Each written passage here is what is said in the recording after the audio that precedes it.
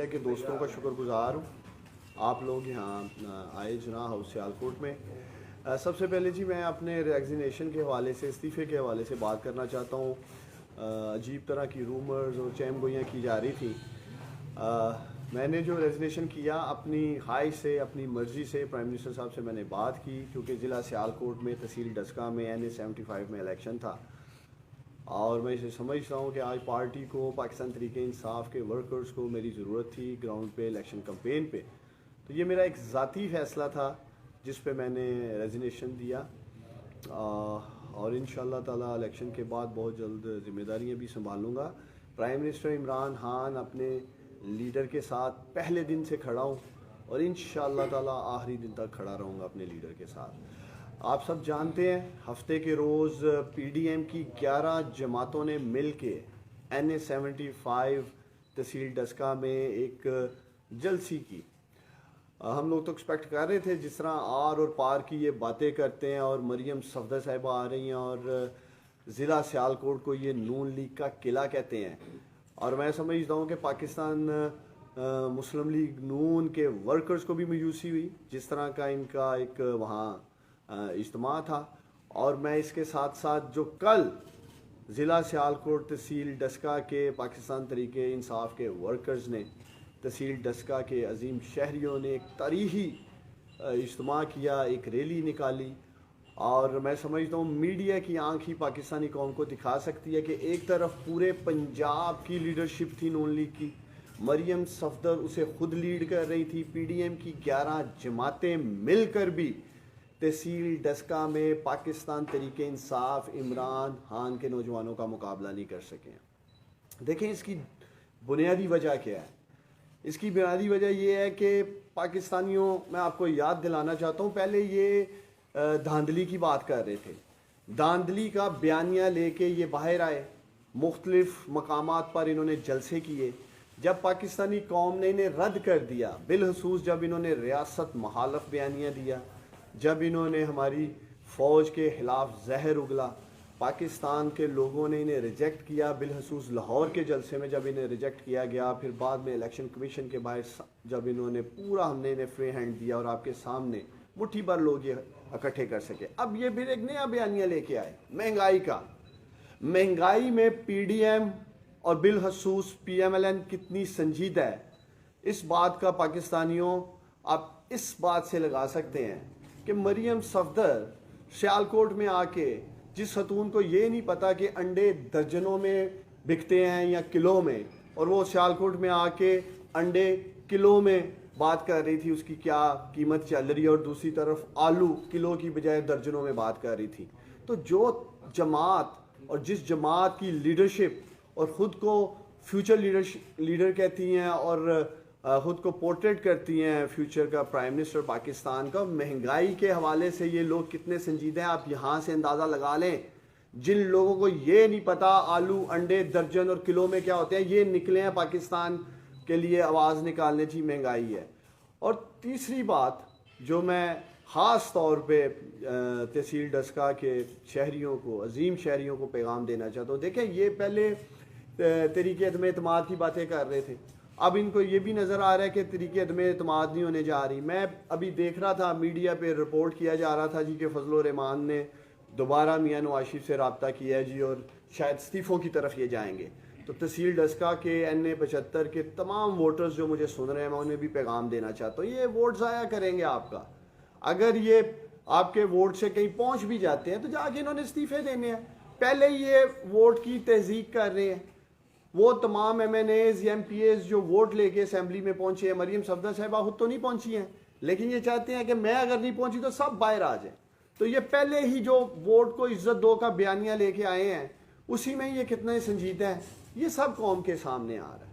اور دوسری طرف میں پھر قوم کو یاد دلانا چاہتا ہوں، یہ مساق جمہوریت میں جو راگ الاپتے تھے جی کہ ہم نے مساق جمہوریت کیا، اور اس میں انہوں نے شک نمبر 6 اس کی اگر پڑھیں تو اس میں انہوں نے سینٹ الیکشن اوپن ہینڈ یا اوپن یہ ایکسپوز ہو رہے ہیں، اور جو یہ بیانیہ لے کے نکلے ہماری عظیم پاک فوج کے خلاف، ریاست مخالف بیانیہ لے کے یہ آئے، آپ لوگ دیکھیں گے انشاءاللہ تعالی 19 فروری کو ان کے بیانیے کو بھی شکست ہوگی۔ اور یہ جو ایک قلعہ تصور کرتے آ رہے تھے ضلع سیالکوٹ کا وہ بھی دیکھیں گے، چونکہ ضلع سیالکوٹ میں بھی نون لیگ نے کئی دہائیوں سے ایک قبضہ مافیا کا رول ادا کیا ہے۔ سیالکوٹ میں خواجہ آصف کو اگر دیکھیں، اس کے حواریوں کو دیکھیں، وہ بھی اسی طرح قبضے، کلونیاں، آپ نے کچھ روز قبل دیکھا جو قبضہ کی ہوئی سرپرستی کی ہے، اس بات کی انہیں تکلیف ہے۔ کھوکھر برادران کے ساتھ جا کے کھڑی ہو جاتی ہیں مریم صفدر صاحبہ۔ لاہور میں اگر آپ کسی ریڑی والے سے، چھابڑی والے سے پوچھیں، وہ بھی آپ کو بتائے گا کھوکھر برادران کیا ہیں۔ تو یہ ان کی ایک سیاست کا معیار رہا ہے، اور تبدیلی انشاءاللہ تعالی سیالکوٹ الیکشن سے ضلع سیالکوٹ میں آئے گی۔ کوئی سوال آپ لوگوں نے کرنا ہے؟ اچھا، نون لیگ تو شروع پہلے دن سے ہی دعویٰ کر رہی ہے کہ مسلم لیگ جو ہے وہ قلعہ ہے سیالکوٹ، آپ کی انٹری کچھ وقت باقی ہے۔ دیکھیں، اگر یہ نون لیگ کا قلعہ ہو تو آپ لوگ گواہ ہیں، پچھلے ایک ماہ سے تقریباً روزانہ کی بنیادوں پہ پی ایم ایل این کے M N As, M P As union council کی سطح پہ بھاگ رہے ہیں، دوڑیں لگی ہوئی ہیں ان کی۔ اگر یہ اتنے ہی کانفیڈنٹ ہیں کہ ضلع سیالکوٹ میں ان کا بینک ووٹ ہے، تو کیوں باہر سے لیڈرشپ آ رہی ہے؟ کیوں آئے روز کوئی ایم این اے آ رہا ہے، کوئی ایم پی اے آ رہا ہے، اور باقاعدہ انہیں ٹاسک دیا گیا ہے کہ آپ لوگوں نے یونین کونسل سے باہر نہیں نکلنا؟ تو پھر چھوڑیں ضلع کو، جس طرح ضلع سیالکوٹ میں پاکستان تحریک انصاف کے ورکرز الیکشن لڑ رہے ہیں، تو نون لیگ کے ورکرز پہ بھی چھوڑیں، پتہ چل جائے گا کس کے ورکر میں زیادہ جذبہ ہے، پیشن ہے۔ اچھا ڈاکٹر صاحب، ایک چیز ہے کہ آپ اوپن بیلٹ جو سینٹ کا الیکشن کروانے پہ انسسٹ کر رہے ہیں، وہ کہہ رہے ہیں یہ خوف ہے کہ ہمارے ہی جو ممبر ہیں پی ایم این ایز جو ہے نا، وہ دوسروں کو اپنا ووٹ بیلٹ کر دیں گے۔ اور اسی سے دوسری کی چیز یہ ہے کہ اسد کیسر صاحب کے چیمبر میں یہ پروسیس ہوا ہے سارا، جو اس سے پہلے لاسٹ سینٹ کا الیکشن تھا اس میں جو انہوں نے پیسے دیے ہیں، اور آخری اس کا حصہ یہ ہے کہ سینٹ کی ٹکٹ سیالکوٹ میں آپ بھی بیٹھے ہوئے ہیں، احمد رضا صاحب بھی بڑے پرانے بیٹھے رہے ہیں، اور بھی تھوڑے بڑے نے بڑے رہنما، رائٹ ساڈا بنتا سی، ایکسپورٹ سٹی بھی سی، کاٹیج انڈسٹری بھی سی، اور میری اطلاع کے مطابق چیئرمین ایئرپورٹ نے لیٹر بھی تھوڑے عمران خان صاحب کو لکھا ہے اباؤٹ ہز سروسز کہ یار سانو اتنے نمائندگی آیا کیوں نہیں سانو سیالکوٹ نو سینٹ کی نمائندگی ملی؟ دیکھیں، پارٹی کی تو خواہش تھی کہ الیکشن سینٹ کا کنٹیسٹ کیا جائے، اور ایون مجھے کہا بھی گیا، لیکن آپ سب جانتے ہیں میرا ایک حلقہ ہے سیالکوٹ کے 1,15,000 لوگوں نے مجھے ووٹ دیا ہے۔ جب آپ سینیٹر بن جاتے ہیں پھر آپ کا حلقہ نہیں رہتا ہے، آپ پھر ایک سینٹ میں ہی ایک آواز بلند کر سکتے ہیں، اور بالخصوص میں تو خواجہ صاحب کو فری ہینڈ نہیں دوں گا۔ پچھلے 2 الیکشنز میں ان کا مقابلہ کیا تھا، انشاءاللہ تعالیٰ اگلے الیکشن میں بھی ان کا مقابلہ کریں گے، تو میں اس لیے سینٹ میں نہیں گیا۔ جہاں تک حافظ حامد رضا صاحب کی بات ہے، ان کا بھی ایک کانسٹیچوئنسی ہے، ان کا بھی حلقہ ہے، ماشاءاللہ ہمارے سابق وزیر بھی ہیں، یہ آگے آزاد جموں کشمیر کا الیکشن بھی آ رہا ہے، انہوں نے اس میں بھی کنٹیسٹ کرنا ہے، انہوں نے بھی جو ان کے ووٹرز ہیں ان کی نمائندگی کرنی ہے۔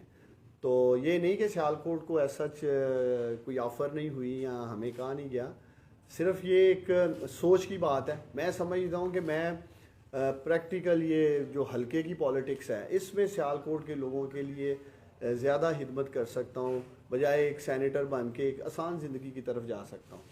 اگر آپ ایم این اے اور سینیٹرز کو دیکھیں، ایم این اے کیا ایک حلقہ ہے، اور اس میں وہ جواب دے اپنے ووٹرز کو اس کی ڈیولپمنٹ کے حوالے سے، تعلیم، صحت، انفراسٹرکچر کے حوالے سے۔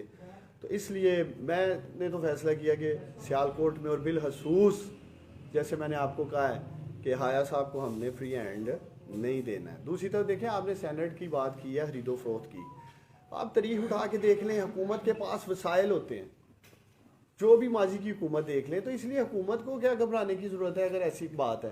اور آپ جیسے اسپیکر صاحب کی بات کر رہے ہیں، اگر ایک لمحے کے لیے ہم مان بھی لیں کہ بکنے والے بھی پی ٹی آئی کے تھے، خریدنے والے بھی پی ٹی آئی کے تھے، تو پھر پی ٹی آئی کو کیا ضرورت ہے؟ اگر گھر میں ہی ساری بندر بانٹ چل رہی تھی تو پھر ہمیں کیا ضرورت ہے اس خوف سے کہ ہمارے پھر نہ بک جائیں کسی اور کے آگے؟ تو ہم یہ قانون اور بات کر رہے ہیں خرید و فروخت کے بازار بند کرنے کی، اصل فکر تو پیپلز پارٹی اور مولانا فضل الرحمان صاحب کو ہے۔ پچھلے سینٹ الیکشن میں ایک سیٹ نہیں نکلتی تھی کے پی سے پیپلز پارٹی کی، 2 سینیٹرز ان کے بنے، کیا کیا انہوں نے ان 2 سینیٹرز کے ساتھ؟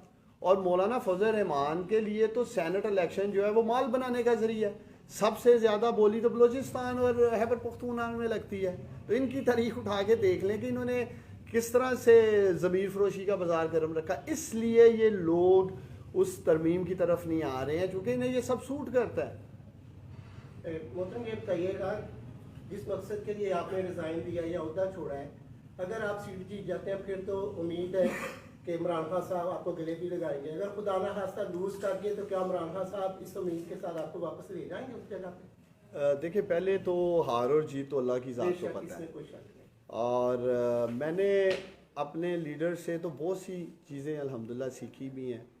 سب سے زیادہ تو میں انسپائر ہوا ان کی فٹنس سے, تو اس لیے میری کوشش رہتی ہے کہ ہم بھی فٹ رہیں. اور دوسرا دیکھیں جو میں وہ بات کہتے ہیں نا اس میں بڑا وزن ہے. اللہ نے انسان کے ہاتھ میں نیت اور کوشش دی ہے, کامیابی وہ دیتا ہے. اور آپ سب دیکھ رہے ہیں جو میرے میں ہمت ہے, طاقت ہے, جس طرح ہم پارٹی کے لیے کر سکتے ہیں ہم تو کر رہے ہیں. باقی کامیابی اللہ نے دینی ہے. کم از کم ہم مطمئن ہیں کہ ہم پورا زور لگا رہے ہیں جس حد تک ممکن ہے کہ ہم پاکستان تحریک انصاف کے ورکرز کو چارج بھی کریں اور الیکشن کمپین میں بھرپور حصہ لیں. اس لیے میں سمجھتا ہوں کہ ٹھیک ہے اینڈ آف دا ڈے ہار اور جیت میٹر کرتی ہے, لیکن آپ کو یہ بھی پتہ ہونا چاہیے 2013 میں یہی نشست ہم 70,000 ووٹوں سے ہارتے ہیں اور پھر 2018 میں یہی نشست 40,000 ووٹوں سے ہار رہے ہیں. اب یہ دیکھیں گے انشاءاللہ تعالیٰ 19 فروری کو کیا ہونے جا رہا ہے. تو یہ حالات دیکھنے والی بات ہے کہ ہم آہستہ آہستہ اوپر آئے ہیں, 70 سے 40 پہ آئے ہیں. اب دیکھتے ہیں انشاءاللہ تعالیٰ مجھے تو پوری امید ہے. میں جس طرح ڈسکا شہر کے گلی محلوں میں جا رہا ہوں, 30 سالوں سے جو خاندان فیملیز PMLN کا حصہ تھے وہ چھوڑ کے پاکستان تحریک انصاف کا حصہ بن رہے ہیں, تو بڑی امیدیں ہیں. تو مجھے تو پوری امید ہے انشاءاللہ تعالیٰ 19 فروری کو یہ قلعہ فتح ہوگا. ٹھیک ہے, اوکے.